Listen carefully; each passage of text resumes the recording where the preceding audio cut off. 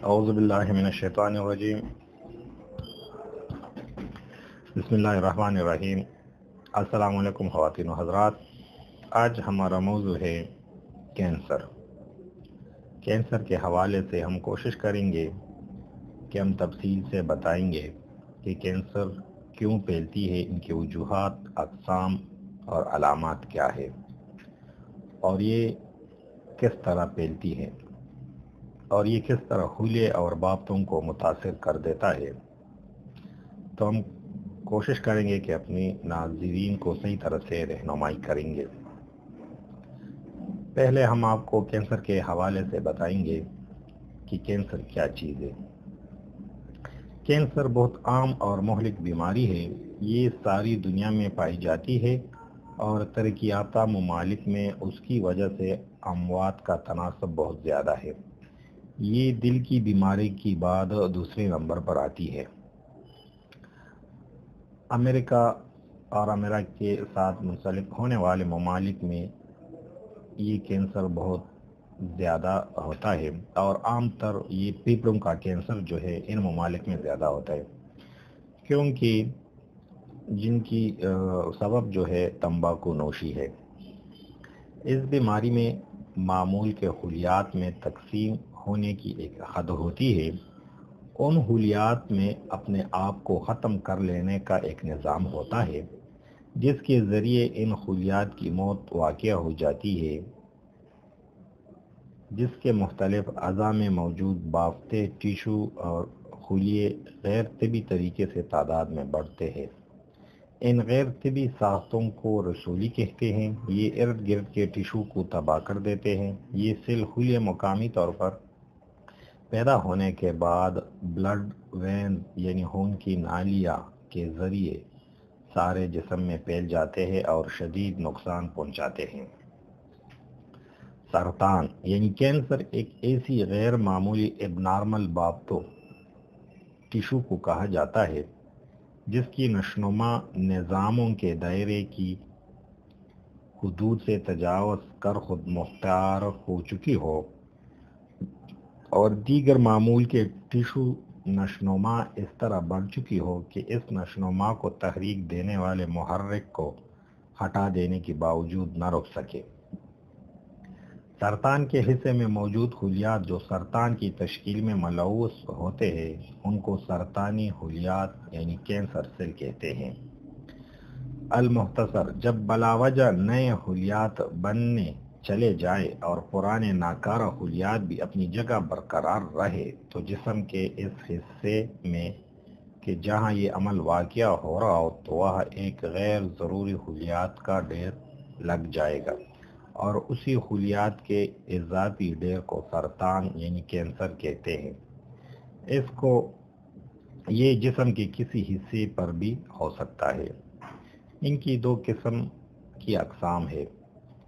ایک وہ اقسام جو نقصان پہنچانے والے ہوتے ہیں، اور دوسرا وہ جو نقصان نہیں پہنچائے جاتے۔ جو نقصان نہیں پہنچائے جاتے اس کو اگر آپریشن کے ذریعے نکال دیا جائے تو مریض کو سکون ہو جاتا ہے اور یہ دوبارہ نہیں ہوتے، اور جو نقصان والے ہوتے ہیں ان کو اگر آپ آپریشن کے ذریعے نکالیں گے تو یہ دوبارہ پیدا ہو جائیں گے، اگر یا کسی جگہ سے ٹیومر وغیرہ کو ہٹائے جائیں گے تو یہ دوسری جگہ پر نمودار ہو جاتے ہیں۔ ان کی جو وجہ ہے، ان کی جو وجوہات ہے، کینسر پیدا ہونے کے بہت سارے وجوہات ہیں۔ کینسر پیدا ہونے کی بہت ساری وجوہات ہیں، لیکن اس کو کوئی حتمی وجہ معلوم نہیں ہو سکی، لیکن چند اہم وجوہات ہم آپ کو بتائیں گے۔ نمبر 1، پیدائشی طور پر خلیوں کے جینز میں نقص ہونا مریض میں کینسر ہونے کا سبب بنتا ہے۔ یہ اکثر جینیٹکس میں ہوتا ہے، یعنی جن کے فیملی میں کینسر آ رہی ہو تو یہ جینز کے ذریعے نسل در نسل منتقل ہوتا جا رہا ہے۔ نمبر 2، آلودہ آب و ہوا اور ناقص خوراک بھی کینسر کی دوسری بڑی وجہ ہے۔ نمبر 3، فیکٹریوں، کارخانوں، میلوں اور گھریلو اشیاء میں کینسر پیدا کرنے والے مادے انڈسٹریز سے فضلات وغیرہ کے بدبو ہوا میں کینسر کے جراثیم پھیلاتے ہیں۔ ان سے کینسر حلق، گردن، پیٹ اور دماغ تک متاثر کر سکتا ہے۔ نمبر 4، جسم کے دیگر بیماریوں کی وجہ سے بھی سرطان ہونے کا خدشہ ہو جاتا ہے۔ ان بیماریوں میں ہیپاٹائٹس سی اور بی، ٹی بی، لوکیمیا یعنی خون کی کمی یعنی خون کا کینسر، اور السریٹیو کولائٹس شامل ہے۔ نمبر 5، کئی ہارمونز کا بلا وجہ استعمال مضر ثابت ہو سکتا ہے۔ کئی ہارمونز کا بلا وجہ استعمال مضر ثابت ہو سکتا ہے اور کینسر پیدا کرنے کا سبب بنتے ہیں۔ مثلا عورتیں ایسٹروجین ہارمون زیادہ عرصے تک استعمال کرے تو کینسر بن جاتا ہے۔ نمبر 6، کولڈ ڈرنک، شراب، افیم، اس طرح کی اشیاء استعمال کرنا جن میں نشہ ہو، دوائیاں وغیرہ، تو اس سے بھی جگر کے کینسر کا سبب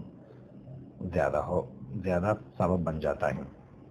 نمبر 7، ایٹابولک اسٹیرائڈ کا استعمال اور امیون سسٹم کو دبانے والی ادویات کینسر کا ذریعہ بنتی ہے۔ نمبر 8، الٹرا ساؤنڈ روشنی، ایکس رے جلد کا کینسر پیدا کر دیتی ہے۔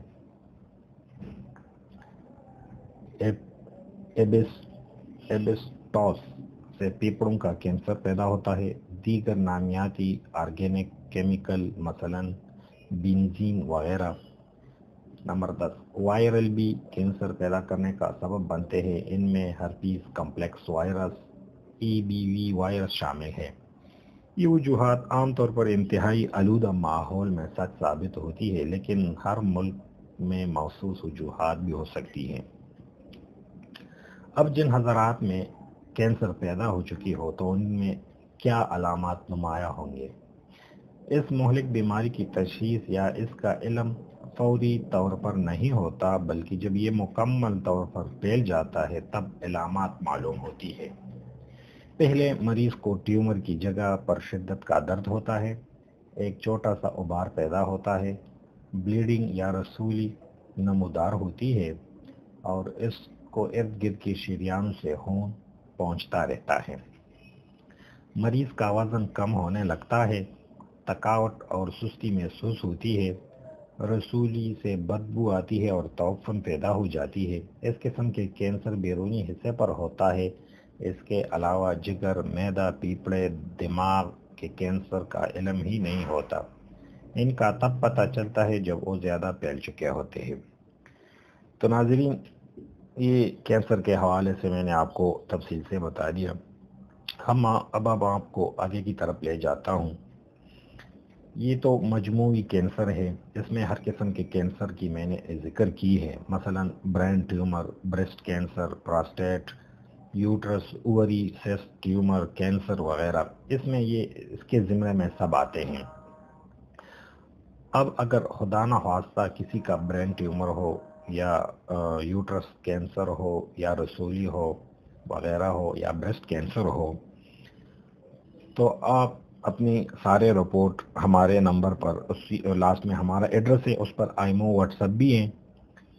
تو جن حضرات کا برین کینسر ہو یا بریسٹ کینسر ہو یا یوٹرس کینسر ہو یا رسولی ہو یا بریسٹ میں پستان میں گلٹی ہو، سخت گلٹی ہو وغیرہ، تو ان کا علاج الحمدللہ ہومیوپیتھک میں موجود ہے، پریشانی کی کوئی بات نہیں۔ اس کا آپریشن کروانا جو ہے مضر صحت ثابت ہو سکتا ہے، کیونکہ آپریشن ان کا حل نہیں ہے اور اس کا علاج ہومیوپیتھک ادویات میں موجود ہے۔ اگر مثال کے طور پر کسی کا بریسٹ کینسر ہو تو میں یقین سے کہتا ہوں کہ وہ صرف 1 مہینہ ہومیوپیتھک دوائی استعمال کرے، انشاءاللہ ان کا درد، گلٹی اور اگر جب پیپ آتی ہو تو انشاءاللہ یہ آہستہ آہستہ ان کا پہلے جو ہے درد ختم ہو جائے گا، پھر پیپ جو آتا ہے وہ بند ہو جائے گا اور گلٹی ہمیشہ کے لیے ختم ہو جائے گا بغیر آپریشن۔ ان کا علاج ممکن ہے۔ اپنی ساری رپورٹس ہسٹری، فیملی ہسٹری وغیرہ آپ میرے ایمو نمبر واٹس ایپ پہ آپ سینڈ کر سکتے ہیں۔ اگر کوئی علاج کروانا چاہتا ہے تو رپورٹ سینڈ کرے، اگر کوئی مشورہ کرنا چاہتے ہیں وہ بھی ہم سے مشورہ کرے، ہم اس کی صحیح طرح سے رہنمائی کریں گے کہ وہ آپریشن جیسی اذیت سے بچ جائیں گے اور ان کی صحت جو ہے مزید خراب نہ ہو جائے، بگڑ نہ جائے۔ اور لاسٹ میں ہمارا ایڈریس ہے، ایمو واٹس ایپ بھی ہے اس پر، تو اپنی پوری ہسٹری وغیرہ آپ تفصیل سے بیان کرے، بھیج دے۔ یہ میں نے مجموعی کینسر پر بات کیے، اس کے بعد میں ایک کینسر پہ بات کروں گا، جو برین ٹیومر کینسر پر علیحدہ، بریسٹ کینسر پر علیحدہ اور یوٹرس سسٹ پر کینسر پر علیحدہ میں بات کروں گا، پراسٹیٹ کینسر وغیرہ پر۔ تو اس کے مطابق پھر میں آپ کو اسی مرض کے حوالے کے مطابق میں انشاءاللہ آپ کو دوائی بھی شیئر کروں گا، چونکہ یہ ایک مجموعی کینسر کے حوالے سے میں نے بات کی ہے، تو یہاں میں معذرت چاہتا ہوں کیونکہ میں دوائی نہیں بتا سکتا، کیونکہ یہ مجموعی کینسر ہے، یعنی ہر قسم کے کینسر ہے، تو ہر قسم کینسر کے لیے علیحدہ علیحدہ دوائی ہوتے ہیں۔ زیادہ تر وہ خواتین جن کے بریسٹ میں ٹیومر ہو، گلٹی ہو، اور رابطہ کرے، یا جن کے یوٹرس میں بچہ میں رسولی وغیرہ ہو اور رابطہ کر سکتے ہیں، اس کا بغیر آپریشن علاج الحمدللہ ممکن ہے۔ الٹراساؤنڈ کے ذریعے، ایکس رے کے ذریعے آپ 1 مہینے بعد رپورٹ چیک کر سکتے ہیں، آپ کو بہت زیادہ فائدہ ہو جائے گا۔ اور پلیز ہمارا چینل سبسکرائب کرنا نہ بھولیں۔ اس کے علاوہ اگر کسی کا دوسری کوئی بیماری، مہلک بیماری ہو، تو ہم سے مشورہ کر سکتے ہیں، موبائل پر بھی، ایمو واٹس ایپ بھی، ہم آپ کو مشورہ بھی دے سکتے ہیں کہ آپ کی اس طرح کی مہلک بیماریوں سے آپ محفوظ رہیں، اور اپنی دعاؤں میں ہمیں یاد رکھیں۔ شکریہ، اللہ حافظ۔